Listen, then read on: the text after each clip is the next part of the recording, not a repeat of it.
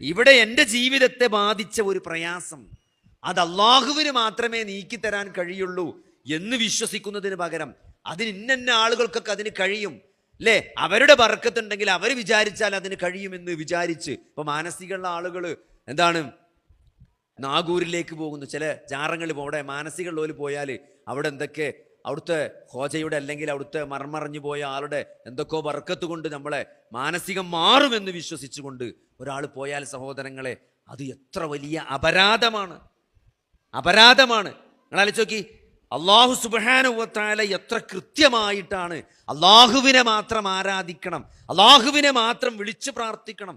നമ്മൾ നിസ്കാരത്തിൽ ഇയ്യാക നഅ്ബുദു വ ഇയ്യാക നസ്തഈൻ, ഞാൻ നിന്നെ മാത്രം ആരാധിക്കുന്നു, നിന്നോട് മാത്രമേ സഹായം തേടുകയുള്ളൂ എന്ന് നമ്മൾ പറയുമ്പോഴുള്ള ആ സഹായം അള്ളാഹു അല്ലാത്തൊരാളോട് ചോദിക്കുക എന്ന് പറഞ്ഞാൽ അത് ശിർക്കാണ്.